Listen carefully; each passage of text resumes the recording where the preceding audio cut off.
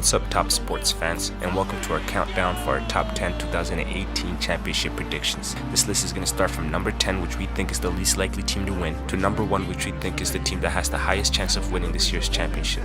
This list will include the reasons to why we chose these teams, and for obvious reasons can change due to any injury or anything of that nature. Now with that being said, let's start the list.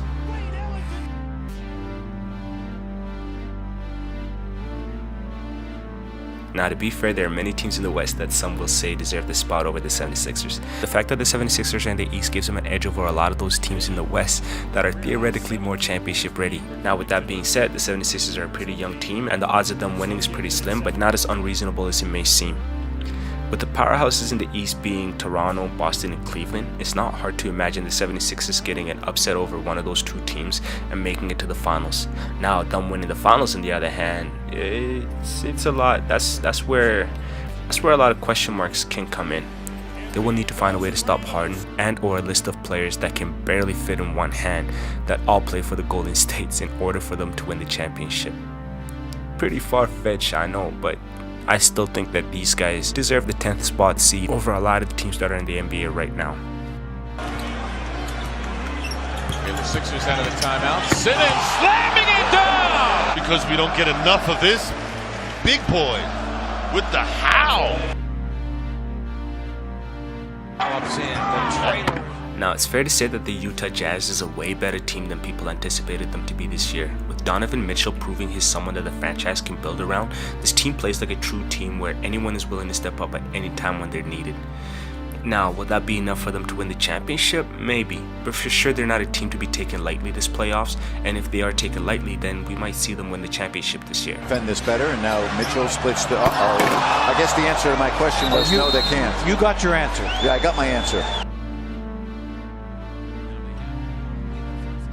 With Damian Lillard and the Trailblazers playing better than they did the last few years, there's little question as to why this team is on the list. Being third on the West is no easy feat, and honestly, to me, it would be no surprise if we were to see them in the Western Conference game or even winning the championship.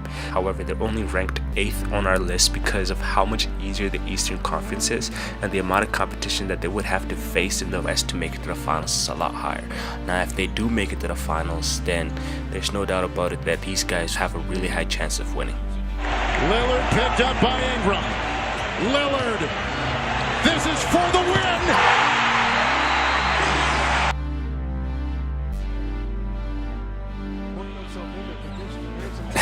Now, before you guys tear us apart on the comment section, hear me out. Yeah, it's true that Kawhi's injured, or he thinks that he is, but that doesn't necessarily mean that this is a team to be taken lightly. With the Spurs organization proving over and over again that good coaching and teamwork can win championships over just superstars, this is a team that, if not handled properly, will surprise you, if it could be a surprise anymore.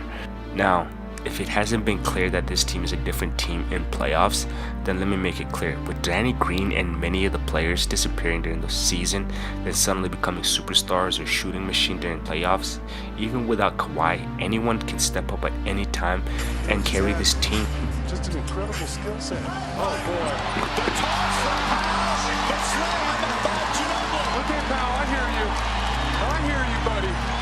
He's telling me, what are you talking all this talk about Jokic being the best passer? Let me show a little something. Now, I rank Boston higher than Trailblazers and Spurs only because they're in the Eastern Conference and because Cleveland is not the powerhouse that they were before.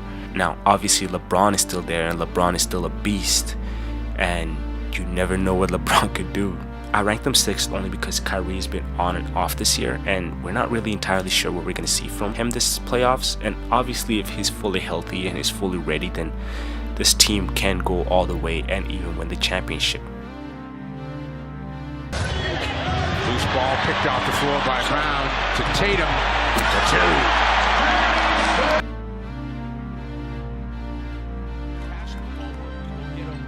Now, for our number 5, I just want you guys to bear with us, okay? A lot of you guys are going to think that this team deserves to be a lot higher on the list, maybe number 10, but I just can't put them that high because we've seen time and time again what Westbrook can do in playoffs. I'm not sure if people are forgetting that Westbrook was the MVP last year. Clearly, Westbrook hasn't been playing like he was last year.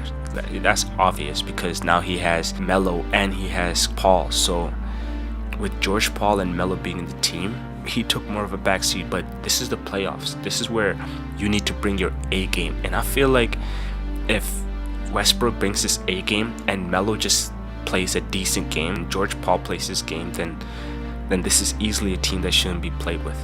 So David West splitting a pair. Omri Casspe's first playing time with Durant, Livingston, Clay, and David West. Westbrook, when he turns the corner, there better be a rotation.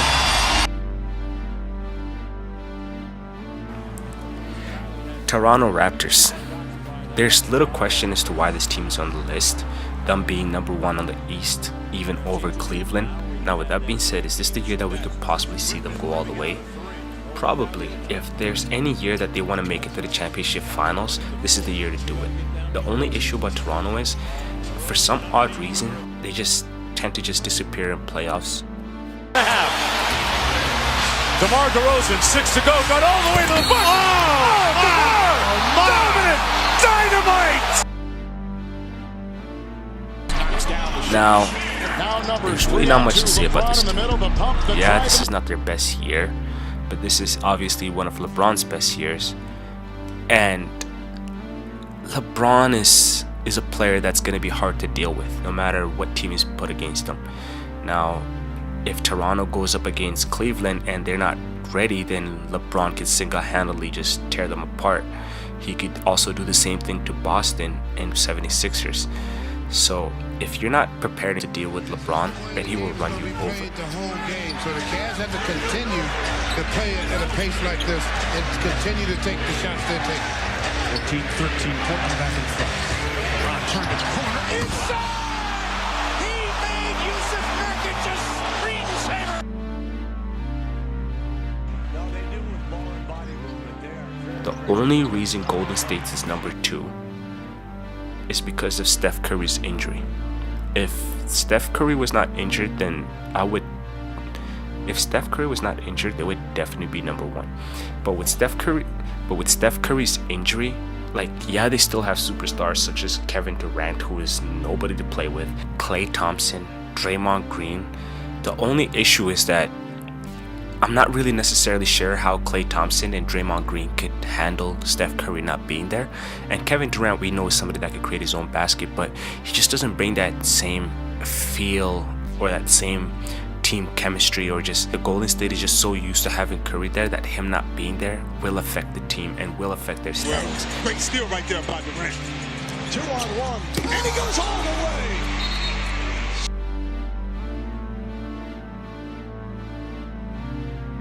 And our number 1 spot is clearly Rockets. Like, this team is they're just such a monstrous team.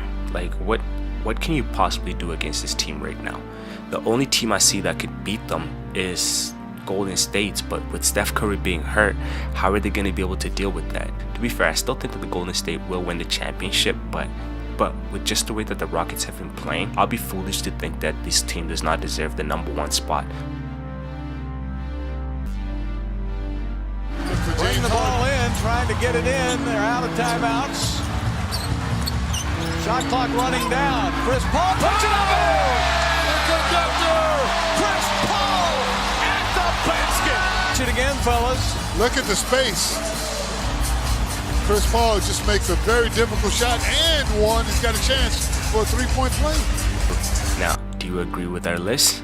If you don't, then leave a reason as to why. And if you think that your top 10 list is better, then leave it in the comment section below.